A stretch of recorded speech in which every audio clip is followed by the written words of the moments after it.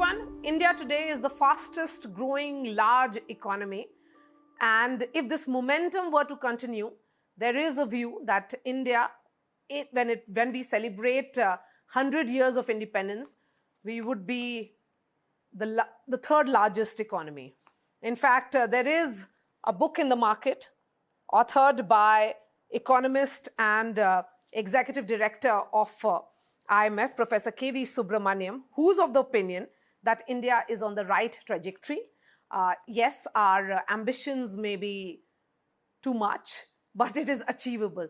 Professor Subramanian, always a pleasure to speak to you. Let me begin by asking you, in your preface, talk about two surveys, two projections rather, Ernst & Young and also by Goldman Sachs. Both suggest that it's going to be an uphill task, but you're still optimistic? So thanks a lot, Marya, for reading the book and for discussing about it.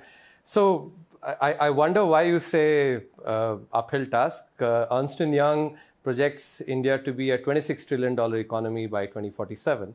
I'll explain why I think that my prediction of a $55 trillion economy is based far more on the fundamentals and the macroeconomic changes that have been happening in India. Firstly, if you look at the rate of depreciation of the rupee vis-a-vis the dollar, historically, the rate of depreciation has been between 3 to 3.5%.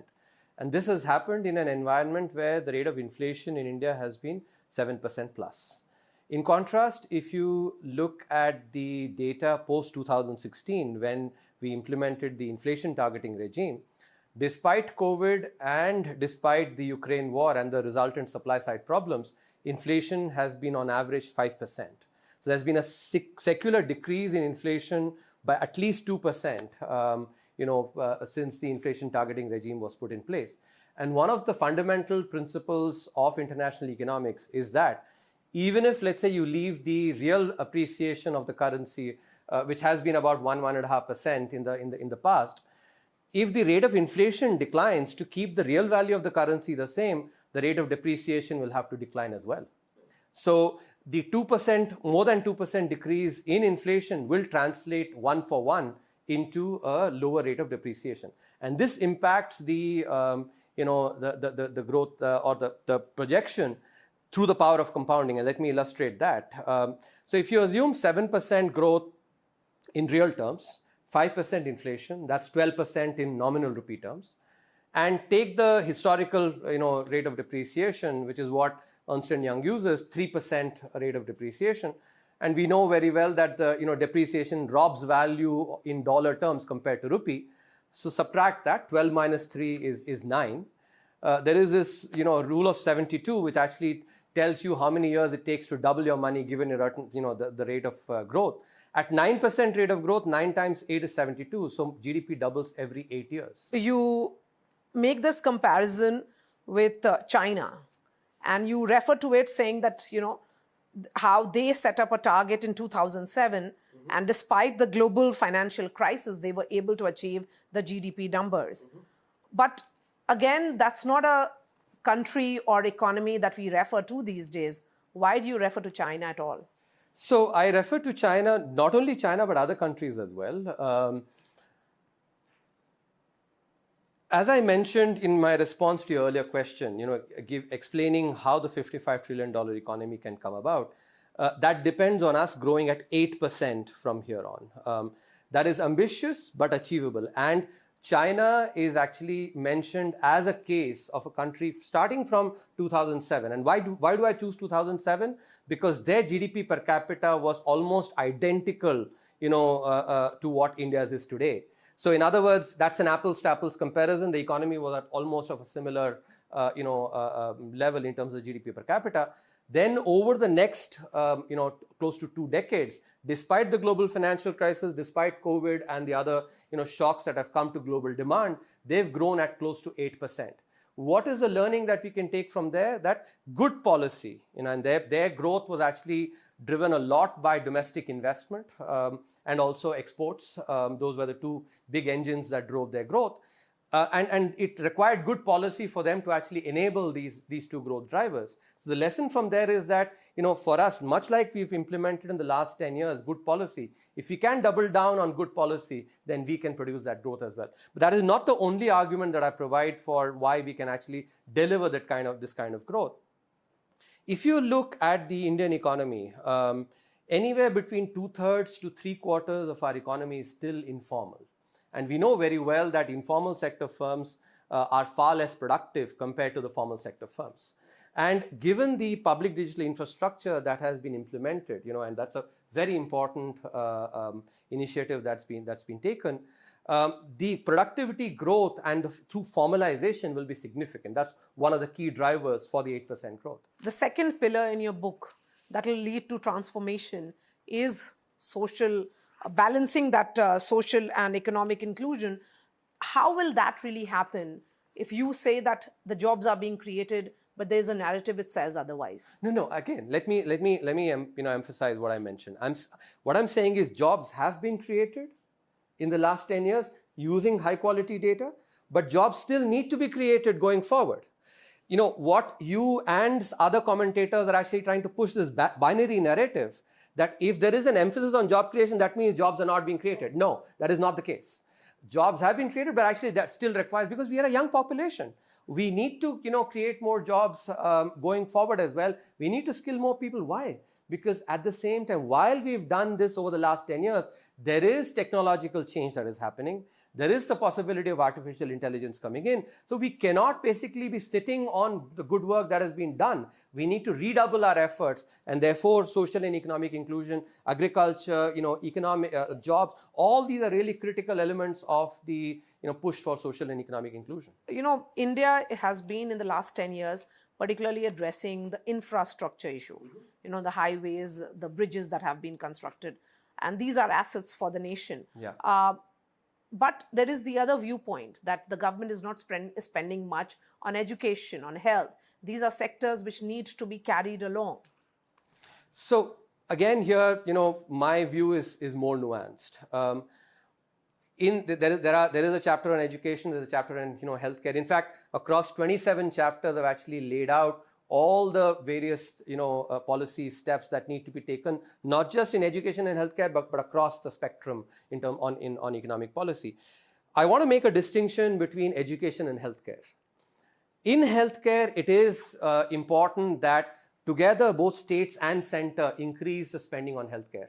If there's this chart, and this was covered in the economic survey as well, that when the public spending on healthcare increases from about 1% of GDP to about 2.5% of GDP, there's a very steep fall in the out-of-pocket expenses that that households have to take out of their pocket to spend on healthcare. And I use the anecdote from the movie Three Idiots. You'll recall when the three characters go and visit Raju's house, and actually Raju's mom talks about how half of our salary goes into taking care of the ailing father. Yes. And that oftentimes is actually an aspect that many poor households have to contend with. Therefore, increasing the spend on healthcare to about 2.5% to 3% of GDP, states and center together, is important. But when it comes to education, it is actually not the money as much as actually the governance and overall the way in which we impart that education. That is what is important. In other words, in the case of education, I don't think the binding constraint really is more budget allocation. The binding constraint is utilizing those resources in a much better way. And for instance, in the context of the NEP as well, I've covered how we can actually improve the quality of our teaching without necessarily always investing only in improving the teachers. There's a lot of now, given the use of online methods and also better teaching material and better pedagogical methods. I'm myself a teacher, and I can tell you, when I started teaching in 2005, vis-a-vis now, I actually have improved significantly as a teacher by just investing in better pedagogical methods. So from that experience, I've also laid out that even at our school level and our university level, we can improve the quality of our teaching. So bottom line, on healthcare, we need to actually spend more, but on education, we just need to extract more bang for the buck for the spending that we are doing. You refer a lot, as you said rightly, to Malgudi days and to things that are very good or easily recollectible, as if I may use that phrase. You talk about roti kapda makan, but right now there's also the need for roti kapda makan, moving beyond bijli sadak pani. So if India were to move beyond all these 6-7 components, which were seen as necessary, say 10 years ago, can that mean that the middle class would have risen and its expectations would have also grown?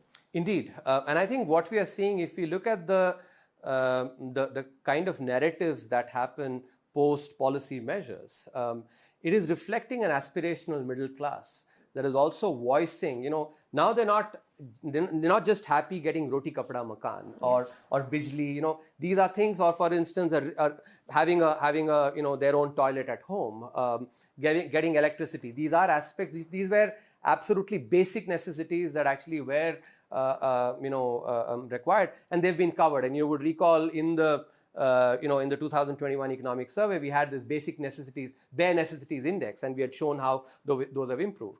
So aspirations have improved, and that is why jobs, I think, and especially high quality jobs, are incredibly important. And therefore, in the book, across multiple chapters, I emphasize the importance of manufacturing. You will see commentary that oftentimes there are others who actually possibly contend that India has missed the manufacturing bus, and therefore we should not be investing in manufacturing. I am absolutely clear on this, that manufacturing is really critical. If you're going to have a middle class that's going to grow, and it will, even if we are going to be, let's say, growing only at 6%, we become a $30 trillion economy, we will still have a large middle class that will require refrigerators, televisions, two-wheelers, four-wheelers. And these are all, if we don't manufacture them here in India, we'll have to import all of those. And that will mean a much higher trade deficit, much higher current account deficit, and all the resultant outcomes as well. Just from that perspective, but from an even bigger, perspective, which is jobs are really critical. And I think research in economics shows across, and I've cited research from some various sources, that manufacturing sector growth is really critical for job creation in the economy. But then are we prepared for artificial intelligence, particularly its arrival in India, given that we have challenges on the job front? So here, I must mention that oftentimes the narrative on artificial intelligence is either one of dismissal, that it's not going to have much impact, or of just fear mongering. The reality is somewhere in between. And I think, so as is my wont, I cite this wonderful movie, I don't know whether you've watched, but I did watch when I was a young kid, Naya Daur, where, famous thespian Dilip Kumar. It actually has that movie has a storyline which actually captures technological change. Dilip Kumar runs a horse, basically is a horse rider, a tonga that we talk about. And the villain in that actually is somebody who wants to bring a bus, and it's a race between the two. So this narrative about technology or capital replacing labor has been there always. And I think that is an important aspect. Even when you think about more, recently ATM machines, for instance, replacing, physical tellers who are there in our banks. So I think it is important to, when we think about artificial intelligence as well, to keep this perspective that technological change, and many times the fear that basically was created as a result of technological change, has been a constant, as much as the change itself has been there. And I think a fact I just want to point out, if you look at, I mentioned this, if you take the census data from the US in 1950, there were 320 professions or 320 occupations that were, of those 320 occupations, today, except for 40, which is basically, 38 of them changed because of, changes in consumer preferences. Only one of them, which is elevator, the basic elevator operators, that is not there. In other words, of the 320, about 280, that's 86% of the professions are still there, 1950 to 2020, a 70-year horizon. So keep all these in mind when we actually, think about it.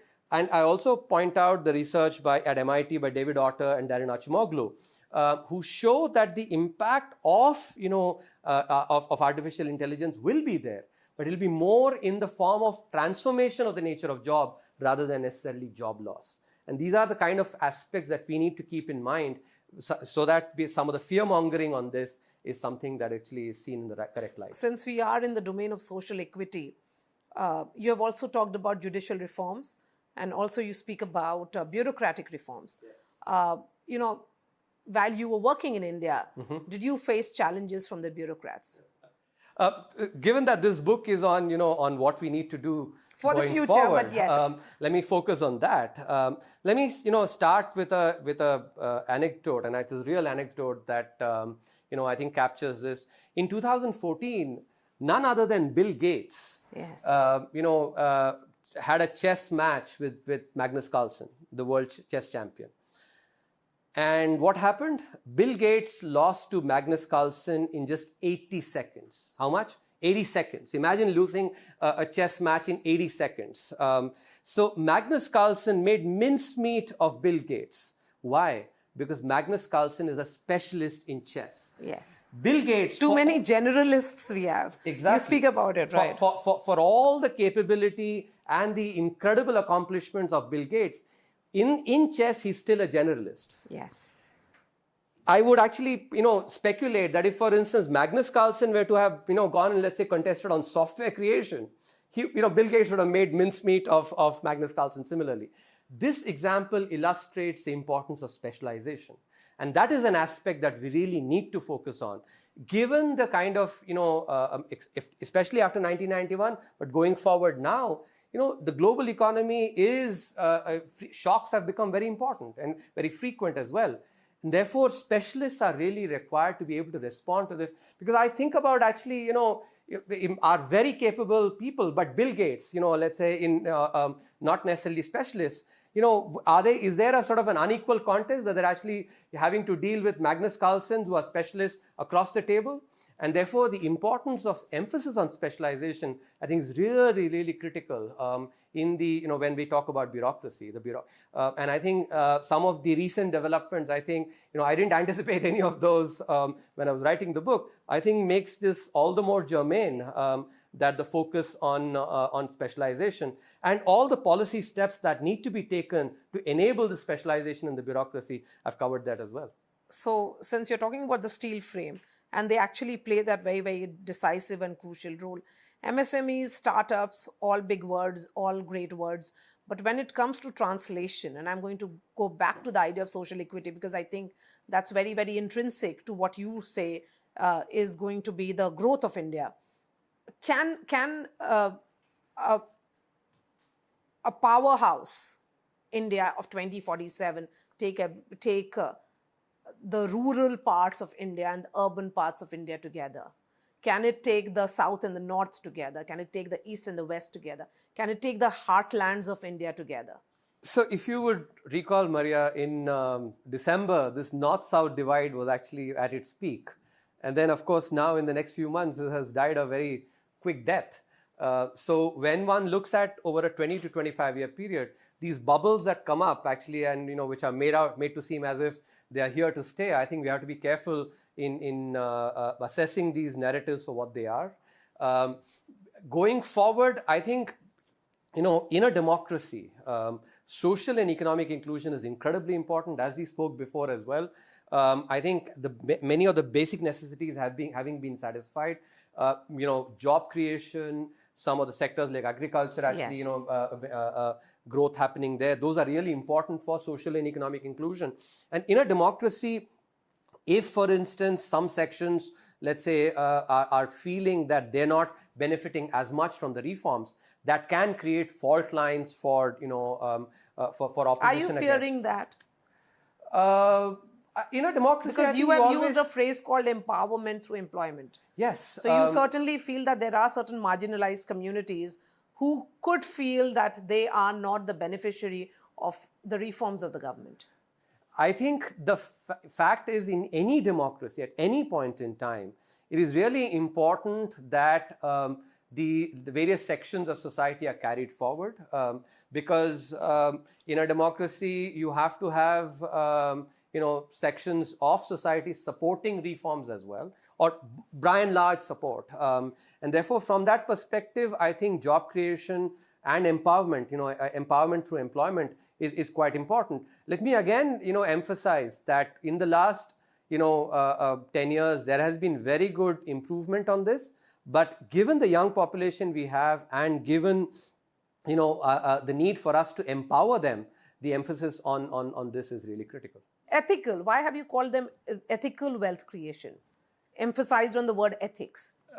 Because if you would recall, in the period before 2014, the kind of crony lending that happened, the overhang of that is something that all of us felt pre-COVID. It led to decline in investment as banks basically responded to that by reducing credit, and that reduced investment rate and thereby the growth rate. So I think we've seen these episodes when the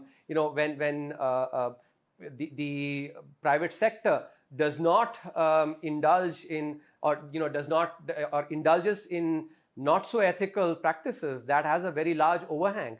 And in order to avoid some of these phenomena of where we accelerate and then we put a brake, if we have to ensure that we actually consistently have our foot on the accelerator, it is really important that wealth creation is ethical as well.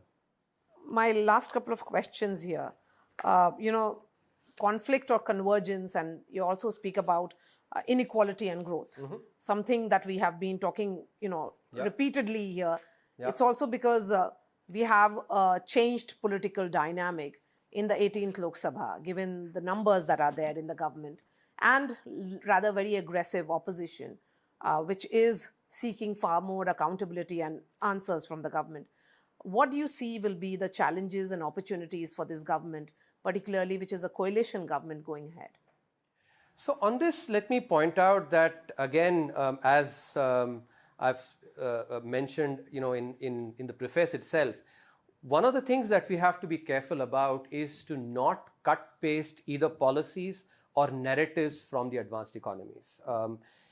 If you see the narrative on growth, and people like Thomas Piketty, etc., make a big thing about inequality, and from their prisms, advanced economy prisms, advocate stuff for India, which actually doesn't work very well. Why? Because this was shown in the 2020-21 economic survey, and the evidence is there here as well.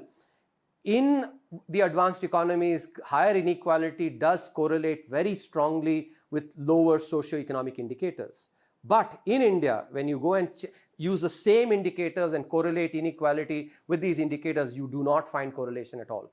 In this episode, in Malgudi Days, Swami, the main character, actually runs to his mother saying that, I'm not going to study for mathematics anymore because I got 100 out of 100, but 20 marks were taken away from me and given to my friend Shankar so that both of us can have 80. And Shankar runs basically and says, I don't have to study anymore because anyway I'm going to get 20 marks. And so, both incentive of those who, the person who was working hard, Swami, and the person who was not working as hard have been dampened as a result. I think this is an aspect that our demagogues actually especially need to pay very careful attention to. That inequality, firstly, as I said, transporting narratives that are prevailing in the advanced economies, given the stage of development they are in, is not necessarily something which is optimal. But at the same time, also keep in mind the impact on incentives, and when we talk about some of these conversations. So, Professor Subramanian, I'm sure in 2047 India, you will say, I told you so. So if India is an economic... I would love to do that. If India is an economic powerhouse in 2047, what is the status of developed economies in 2047? So, I haven't projected what will be the size of some of the economies that are actually larger. And I think in 2047, the two countries who might very well be still larger than us are, China and the United States. I haven't projected what the size of the economy is, but I can confidently say that if we can grow at 8% from here on by doubling down on good policies that have been implemented over the last 10 years, then we can be an economy that is rubbing shoulders with the largest economy, of that time. And let me end with this. I love cricket and cricket anecdotes. So this book is actually talking about the potential that India really has. In the early 90s, when Sachin Tendulkar was starting to make his mark in cricket, Sunil Gavaskar, who was actually the previous doyen of Indian cricket, said, if Sachin does not score 12,000 runs and 40 international hundreds, I myself will go and try and basically strangle him. He said it in the context of the kind of potential that Sachin Tendulkar had. Now, while he had the potential, just the potential in and itself did not translate into 15,000 plus runs and 100 international hundreds. He had to really work very hard, including when he had that, the tennis elbow, the setback through that, and actually had to find new solutions. And that is something that India has the potential, but we have to redouble on good economic policies and come up with creative solutions when there are, potential setbacks like Sachin Tendulkar did. Thank you so much for your time. And this is the book which has been authored by Professor K.V. Subramanian, who talks about what India will be in 2047. I've just started reading the book, but certainly it makes a lot of sense. So thank you so much for joining us, sir.